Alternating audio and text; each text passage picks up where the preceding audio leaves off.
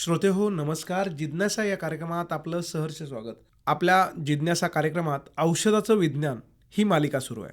आज आपण त्यातलं शेवटचं पुष्प घेऊयात. यामध्ये अँटिबायोटिक आणि आपल्या पेन रिलीफ या ज्या दोन औषधांचे प्रकार आहेत, याच्या अतिप्रमाणाबद्दल आज आपण बोलणार आहोत. यासाठी आज आपल्यासोबत पुन्हा एकदा बोत्रा सर आहेत. त्यांचं आपल्या कार्यक्रमात स्वागत करूया. नमस्कार सर. नमस्कार सर.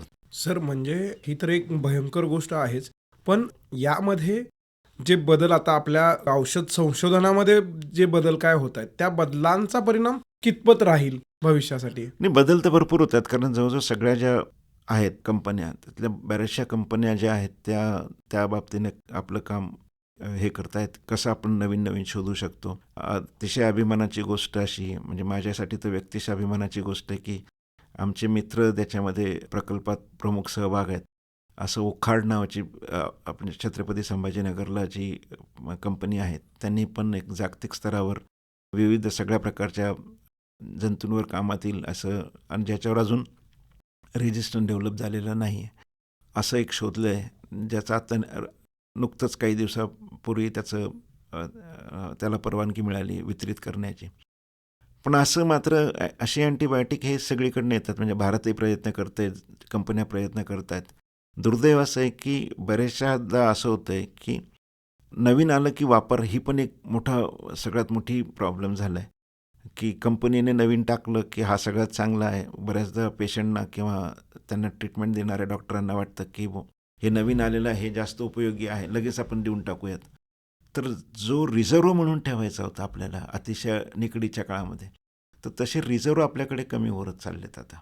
एक जमाना असा होता की त्याच्यामध्ये अशी क्लिअर इन्स्ट्रक्शन्स यायच्या की सुरुवातीला हे वापरायचं, जर कमी प्रमाणातलं इन्फेक्शन असेल तर त्याच्यामुळे हे ट्रीट होईल, जर थोडंसं जास्त असेल तर हे वापरायचं, अतिशय थोडंसं जास्त असेल आणि ते या मागच्या दोनने ट्रीट झालं नसेल, दोनमुळे त्याच्यावर परिणाम झाला नसेल, तर मग आपल्याला राखीव म्हणून हे वापरलं जाईल. तर राखीव जे होते ते अतिशय निकडीच्या परिस्थितीमध्ये, गंभीर परिस्थितीमध्ये वापरले जातात. बऱ्याचदा असं व्हायला लागलं की हे राखीव जे होते ते पण आता आपण लगेच मैदानात आणायला लागलो आहोत. आणि त्याच्यामुळे व्हायला काय लागलं की मग आपल्याकडे असं लपून ठेवलेला असा आश्रय शिल्लक राहत नाही, जे आपल्याला अगदी गरजेचं आहे. गरजेच्या कामामध्ये कामात येईल, गरजेच्या याच्यामध्ये कामात येईल, असं आपल्याकडे आपण आश्रय शिल्लक ठेवत नाही. झालं काही की वापर अँटीबायोटिक काळजी न घेता, तर मग ते आपल्याला सगळ्यांना अडचणीचं व्हायला लागलं असं मला वाटतं. अँटीबायोटिक जी संकल्पना आहे, मी आपल्या एका भागात डॉक्टर अलेक्झांडर फ्लेमिंग यांनी पेनिसिलिनचा शोध लावल्यानंतर हे सुरू झालं की ज्याला आपण मराठीत प्रतिजैविक म्हणतो. तर हे प्रतिजैविक जे आहे की एका बुरशीमधून जेव्हा त्याच्यावर प्रयोग होत होते, तेव्हा बुरशी दुसऱ्या एखाद्या जीवाणूंच्या बॅक्टेरियाच्या याच्यामध्ये पडल्यानंतर आणि त्याची वाढ झाली नाही किंवा तिथले मेले, तर तो शोध लागला. अशा काहीतरी प्रकारचे रसायनं ही जैविक जे आहेत, जसे फंगस असेल म्हणजे बुरशी असेल, असे हे बनवतात. आणि मग त्याच्यावर शोध सुरू झाला. आणि जसं मी अगदी पहिल्या याच्यामध्ये सांगितलं होतं की फार्मसीमध्ये वेगळे वेगळे विभाग आहेत, त्याच्यापैकी एक विभाग असेल की फार्मास्युटिकल केमिस्ट्री. तर असे जे प्रतिजैविक आहेत, मग त्यांना नेमकं त्याचं रासायनिक जे स्ट्रक्चर आहे ते कसं आहे, आणि त्या स्ट्रक्चरप्रमाणे दुसरे बनवले, त्यांना आम्ही अँटीमायक्रोबियल म्हणतो. तर अँटीबायोटिक आणि अँटीमायक्रोबियलमध्ये फरक छोटासाच आहे की अँटीबायोटिक्स जे आहेत हे दुसऱ्या एखाद्या जैविक याच्यापासून बनतात, पण अँटीमायक्रोबियल हे रासायनिक पण असू शकतात, पूर्णपणे सिंथेटिक ज्याला म्हणू आपण. तर अँटीमायक्रोबियल ही ज्याला आपण म्हणू की एक मोठी शाखा आहे, त्याच्यामध्ये अँटीबायोटिक हा एक भाग आहे. जे म्हणून बॅक्टेरिया किंवा अशा ज्या हे इन्फेक्शन करणारे आहेत, अशा सगळ्यांवर जे काम करतात, आपण त्यांना अँटीमायक्रोबियल शब्द वापरतो. तर मायक्रोबियल पण त्या मानाने एक ब्रॉड आहे, एक विस्तृत असं आहे. त्याच्यामध्ये बॅक्टेरिया येतात, व्हायरस येतात, फंगस म्हणजे बुरशी येते, म्हणजे जीवाणू, विषाणू, बुरशी, आणि नंतर त्याच्यामध्ये ॲमिबासारखे येतात, ज्याला आम्ही प्लाझ्मोडिया म्हणतो. त्याच्यामध्ये नंतर त्याच्यामध्ये मलेरिया येतो. मलेरिया पण ही वेगळी भाग आहे. नंतर त्याच्यामध्ये हे जे जंत असतात आपल्यामध्ये ते येतात. अशी एक अतिशय मोठी अशी श्रेणी आहे. या श्रेणीमध्ये हे सगळे आहेत, आणि ते जेव्हा शरीरामध्ये येतात, तर ते शरीरावर आधारभूत होतात, पॅरासाईट होतात, आणि पॅरासाईट होऊन ते शरीरात वाढ स्वतःची करतात आणि त्याच्यामुळे शरीराचे नुकसान करतात, म्हणून आपल्याला इन्फेक्शनमुळे नुकसान होतं.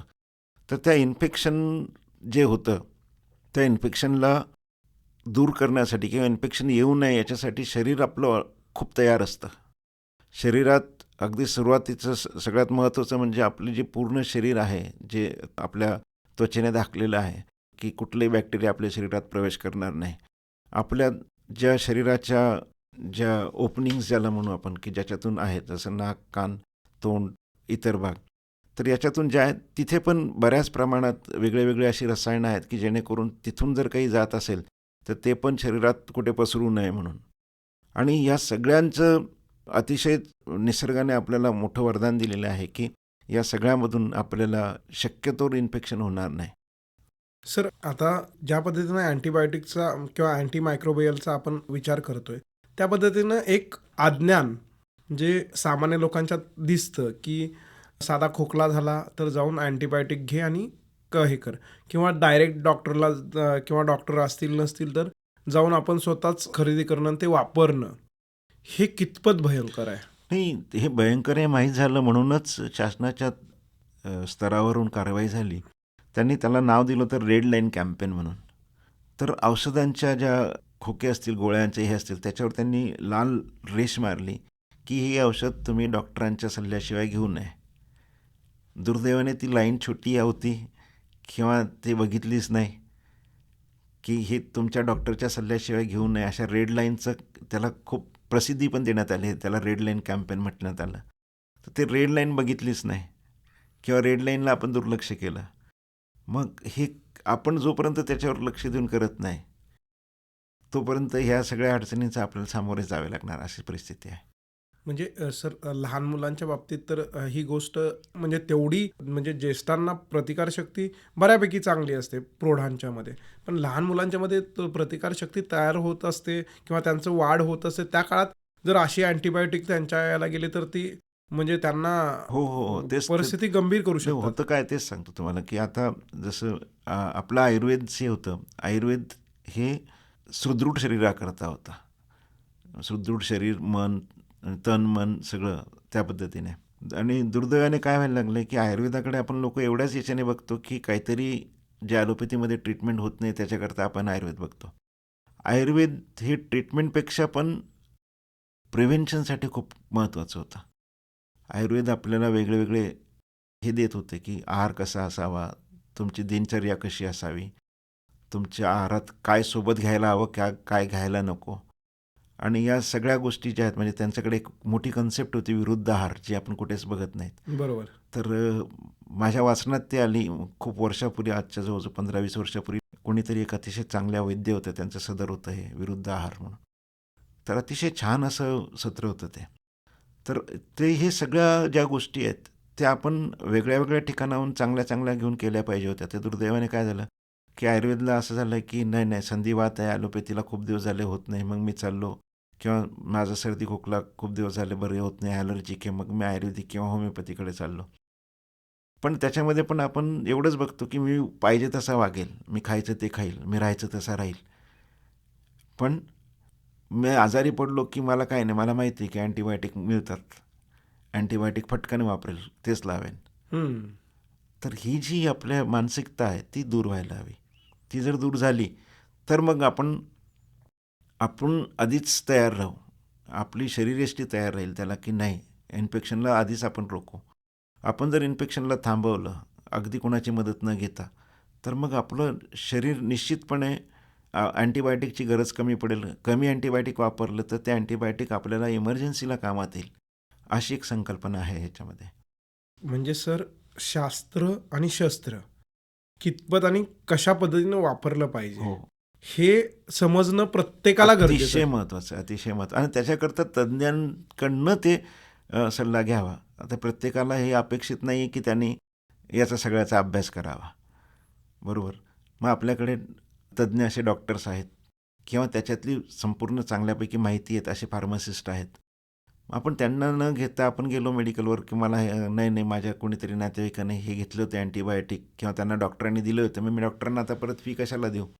बरोबर. साहजिक आहे ना, किंवा ठीक आहे, नाही नाही त्याला बरं वाटलं होतं म्हणजे मलाही बरं वाटायलाच हवं. जसं मागच्या ह्याच्यात मी एकदा म्हटलं होतं, की ताप हा खूप प्रमाणात असू शकतो, खूप कारणामुळे असू शकतो. तर तापाची म्हणजे जर आज मेडिकल पुस्तक काढलं आपण तर कमीत कमी 50-60च्या वर आपल्याला मिळतील, की ज्याच्यामुळे ताप येऊ शकतो. आता मी नुसतं ताप आहे म्हटल्यानंतर गोळी घेतली किंवा मला कोणीतरी माझ्या कोणातरी किंवा मलाच मागच्या वेळेस जेव्हा ताप झालं तर मला एक अँटीबायोटिक दिलं. पण नेमका मला जर मलेरियाचा आहे तर अँटीबायोटिक मलेरियात काम नाही करत. त्याला मलेरियाच्या विरोधी काम करणारच पाहिजे. बरोबर. आणि त्यातही आता बरेचसे जे मलेरियामध्ये जुने होते ते काम करत नाही. तर टायफॉईड नावाचा ताप होतो तो बॅक्टेरियामुळे होतो. मलेरियाचा ताप होतो तो ज्याला आम्ही मलेरियाचे जंतू म्हणतो, जे बॅक्टेरिया नसतात त्याच्यामुळे होतो. नंतर आपल्याला जो डेंग्यू म्हणतो, तो डेंग्यू व्हायरस किंवा विषाणूमुळे होतो. चिकनगुनिया नावाचा ताप होतो, तो पण विषाणूमुळे होतो. तर ह्या ज्या प्रत्येक गोष्टीचे आहेत, याचा अर्थ काय? हे मी छोटे-छोटे उदाहरणं दिले, याच्यापेक्षा जास्त आहेत काही. तर प्रत्येकाचे तापाची कारणं वेगळी आहेत आणि तापाची कारणं वेगळी असल्यामुळे त्याचं जोपर्यंत निदान होत नाही, की आपल्याला नेमकं कशामुळे आहे. तर मी टायफॉईडकरता मलेरियाचे वापरले, तर ते जे वापरले त्याच्यामुळे माझ्या जे मलेरिया कधी भविष्यात होणार असेल, तर मी त्याला रेझिस्टन्स निर्माण करून घेतला आहे. बरोबर. उगीचच वापरून कारण नसताना. तर कारण नसताना वापरण्याचं महत्त्वाचं कारण काय, की मी माझ्या मनाने घेतलं. हेच मी तज्ज्ञाला दाखवलं असतं, त्यांनी होऊ शकतं कदाचित माझ्या 2 किंवा 3 तपासण्या करून घेतल्या असत्या. त्या किंवा त्या तपासण्यामुळे त्यांच्या लक्षात आलं असतं, की हा ताप याच्यामुळे आहे. मग त्यांनी त्याच पद्धतीचे औषध दिले असतं. अगदी अमेरिके वगैरे म्हणत आता हे सुरू झालं आहे, ते खूप खर्चिक आहे. भारतात आपल्यासारख्याला अवघड आहे. काही झालं, की तिथे बऱ्याचशा याच्यामध्ये कल्चर टेस्ट होत आहे. आपल्याकडे पण काही अत्यंत अशा विशिष्ट याच्यामध्ये जेव्हा त्याला कुठल्याच औषधाने बरं वाटत नाही, त्याच्यामध्ये ते करतात. तर त्यांच्यामुळे कल्चर टेस्ट ही तिथे कसं असतं, की बराचसा खर्च इन्शुरन्स कंपन्या करतात. आणि जर त्यांना वाटलं, की इन्शुरन्स कंपन्या ते पे करू शकत असतील, तर लगेच कल्चरचे टेस्ट होतात. मग कल्चरमध्ये ते चेक करतात, की यांच्या शरीरात कुठल्या टाईपच्या जीवाणू, विषाणू जे काही असेल त्याचं हे झालेलं आहे, उद्भव झालेला आहे. ज्याच्यामुळे ते इन्फेक्शन आहे आणि त्याला बाहेर शरीराच्या बाहेरच एक संशोधनाद्वारे त्याला टेस्ट केलं जातं. जे त्यांच्या मायक्रोबायोलॉजिस्ट असतात ते टेस्ट करतात, की औषध 1, 2, 3, 4 दिलं तर त्याच्यापैकी कुठलं जास्त परिणामकारक आहे ते माहीत पडतं आणि तेवढंच परिणामकारक त्यांना दिलं जातं. बापरे! हां, पण ते अतिशय खर्चिक आहे. ते जे आपल्या सर्वसामान्यांना शक्य नाही अशी परिस्थिती आहे. तर मात्र मात्र ही पण एक सुरू झाली त्याप्रमाणे, की ते आधी चेक करणे आणि जसं जे उपयोगी असेल तेच देणे. म्हणजे त्याच्याने आपल्याला वेळ वाचतो, की जे अनुपयोगी आहे त्याचा खर्च वाचतो. आपण एक फॉल्स प्रोटेक्शनमध्ये होतो, की नाही, नाही मी तर अँटिबायोटिक घेतोय. पण ते अनुपयोगी आहे हे मला लक्षात नव्हतं माहीत. त्याच्यामुळे मग त्या सगळ्या गोष्टीपासून वाचतो. पण ते सोपं नाही आहे. त्याला खूप मोठी इन्फ्रास्ट्रक्चर निर्माण करावं लागेल. एवढ्या पटापट सगळ्या टेस्ट होऊ शकतील अशी परिस्थिती निर्माण करावी लागेल.